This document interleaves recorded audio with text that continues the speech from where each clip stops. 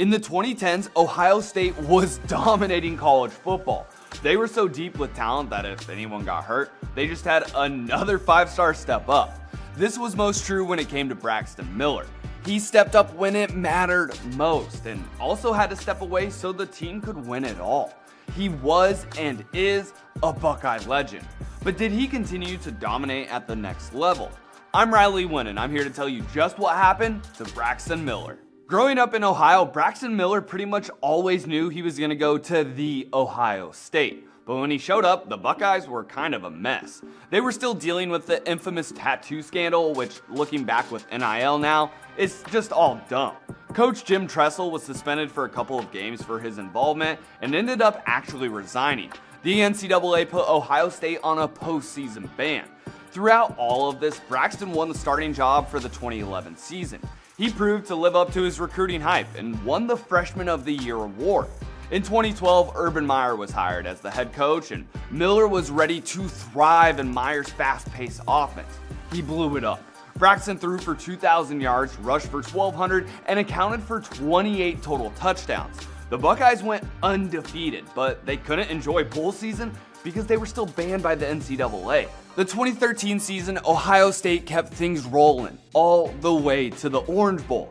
Miller hurt his throwing shoulder early in the game and ultimately had to get surgery in the offseason, only to hurt it again in practice, making him sit the entire 2014 season. That's when JT Barrett and Cardale Jones stepped up and the Buckeyes won it all in the 2015 National Championship game. If you want to learn more about that, go check out the episode we did on JT Barrett. After seeing his team hoist the trophy without him leading the way, Braxton Miller had to probably make the hardest decision of his entire life.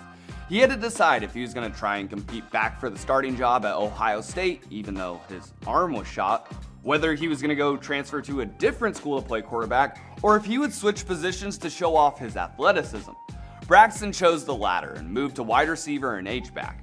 For his first year catching the ball, he had okay numbers, but was really an extra wrinkle that could be an X factor in the offense. In 2015, he caught the ball for 341 yards, rushed for 260 yards, and had 4 total tutties.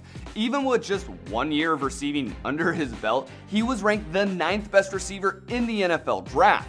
Dude could just ball, and teams still wanted him even if he couldn't sling it anymore. Braxton Miller was drafted in the 3rd round of the 2016 NFL Draft by the Texans.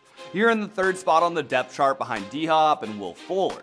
His rookie season, he had 15 catches for 99 yards and 1 touchdown, but late in the season, he injured his shoulder. Houston put him on the IR for the rest of the year. His second season, he was able to stay healthy and was a little more productive with 19 receptions for 162 yards and 1 tutty. But those numbers aren't great and don't make your roster spot all that solid. Ultimately, Braxton Miller was waived by the Texans just before the 2018 season. Braxton bounced around the league for another year or so. He got signed during camp and practice squads with the Eagles, the Browns, and the Panthers. The big cause of his short time in the NFL was just health. His injuries from college lingered on to the next level. Once he was done with the league, Braxton Miller had to figure out what his next chapter was gonna be. He looked back on his time at Ohio State when he was injured. During that tough time for him, he was just always trying to get back to 100%. He was just trying to get a full charge. This is when he launched Charging, his personal brand as well as the name for youth sports programs that he runs for flag football and AAU basketball. He's all about giving back to his community in Ohio.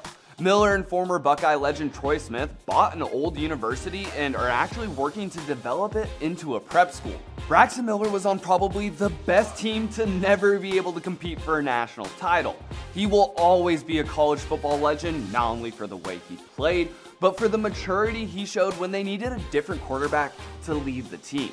Braxton Miller is a Ohio kid through and through, and a Buckeye legend forever. What are some other athletes who were absolute studs that you're not sure where or what they're up to now? Hit me up on Twitter and Instagram and let me know.